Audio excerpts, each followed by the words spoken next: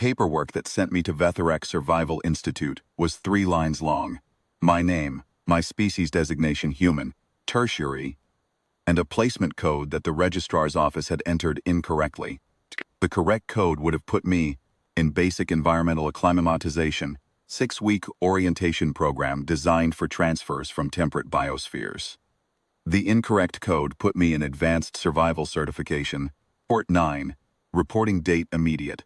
I found out about the error on my first morning, standing in the intake corridor with my kit bag, while the registrar, a small, 4-armed creature whose name translated approximately as Whisper in Stillwater, reviewed my file on a glowing screen and made a sound I later learned meant bureaucratic regret.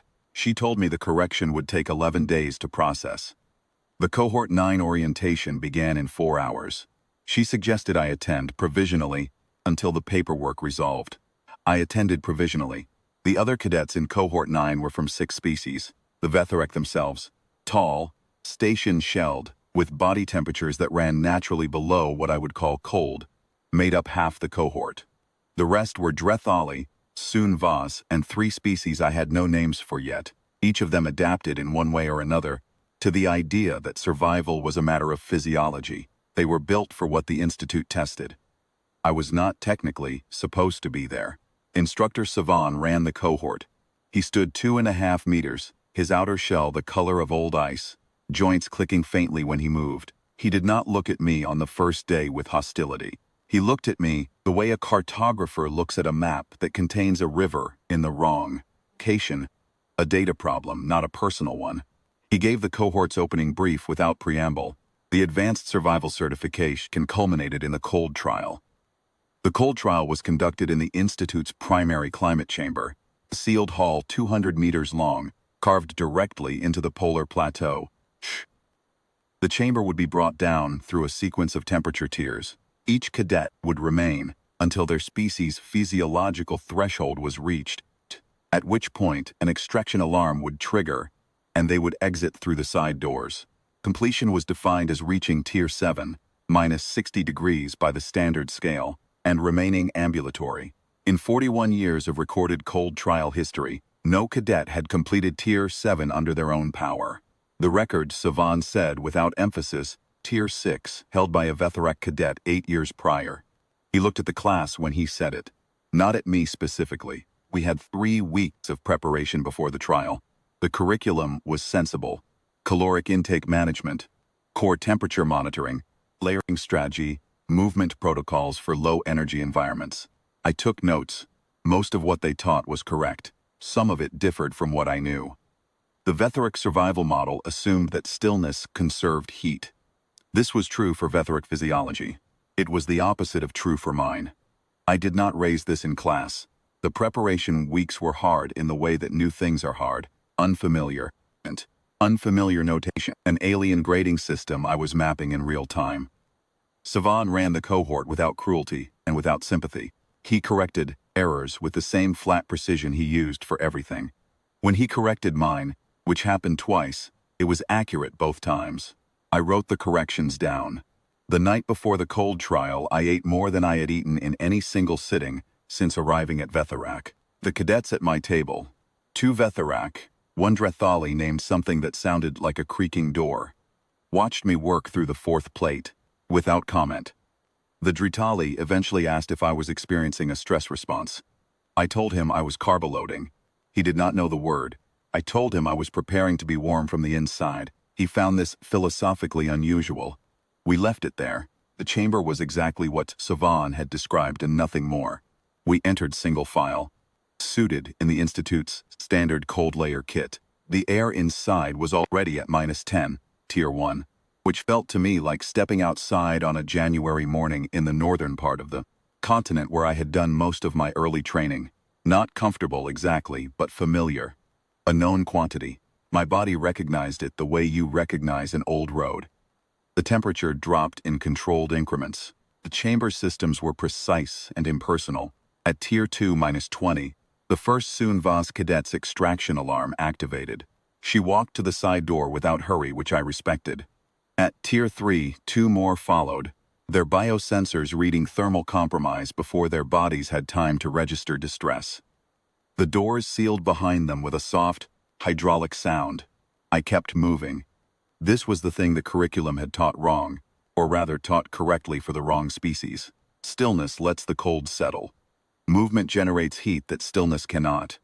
I walked the length of the chamber, not quickly. Not with any performance of effort, I just walked. Tier 4 was -35. The chamber at that level had a specific quality. The air itself seemed to thicken slightly, and sound traveled differently, as though the cold had weight. 3 more cadets exited. I watched their extraction alarms trigger in sequence and thought, without judgment, each alarm represented a real physiological limit. The Institute had not built this test to humiliate anyone. It had built it to find the edge. That was a reasonable thing for a survival program to do. I had an edge too, I just didn't know yet where it was. Tier 5, -45. I was one of 4 cadets remaining. 2 Vetharak, myself, and a Drethali cadet, who had been walking a slow circuit, on the opposite side of the chamber. He was hunched in a way that suggested effort. I was not hunched. I was cold in the way that cold becomes structural rather than sensory after a certain point. It stops being a feeling you have, becomes a condition you are operating inside. You stop fighting it, you just work. The second Vetharak's alarm triggered at Tier 5, then the Drethali. I heard his footsteps slow and stop, heard the alarm, heard the door. And then it was myself and 1 Vetharak cadet, a young male who had been the cohort's best performer through every prior assessment. He lasted 4 minutes into Tier 6. I did not watch him go. I was at the far end of the chamber, pacing a tight circuit around one of the structural columns, keeping my core moving. When his alarm sounded, it was a distant sound, more echo than event, and I noted it the way you note a clock. Tier 7 came up at the 40-minute mark, -60. The chamber's systems announced it on a single tone, one note held, then silence. The temperature at that level was not a sensation anymore. It was a fact of the environment, the same way altitude is a fact or gravity is a fact. My fingers were operating on diminished feedback but operating. My breathing was slow and deliberate. The protocol I was running, movement, controlled exhale, keep the extremities cycling, was not something the Institute had taught me. It was something I had learned over 2 winters, on a mountain range, on a planet this curriculum had never heard of, in a survey contract with 3 other people, and equipment that failed twice. Earth has real winters. That is a thing people from elsewhere do not fully credit until they are standing in them. I walked the length of Tier 7 for 11 minutes. The extraction alarm did not trigger for me. The chamber's system, as I later learned, was designed to trigger on biosensor data indicating physiological compromise. Biosensors were reading cold, accurately, but were not reading the cascade patterns the system was programmed to act on. No cascade, no trigger. The chamber sat at -60 and waited for me to reach my limit, and I walked, and the chamber waited. After 11 minutes, the chamber's fail-safe protocol activated. Not because I had failed, because the trial's official maximum duration at Tier 7 had elapsed. The lights shifted from white to amber. The main door at the far end unsealed with a sound like the world exhaling. I walked toward it. Savan was standing outside. He did not say anything for a moment. His shell, which I had come to understand shifted color in the way that his species expressed certain states, had gone to a pale, almost luminous white.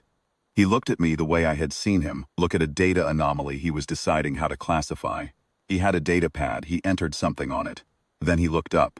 "Your placement file," he said, "contains an error." "I know," I said. "I am correcting it now." He looked at the pad. "You will not be moving to basic environmental acclimatization." He did not explain further. He walked back toward the main building, his joints clicking in the cold. I looked back once, at the chamber. The light inside still amber, the door standing open, the temperature inside still what it was. Then I followed him. The correction in my placement file took 11 days, as the registrar had predicted.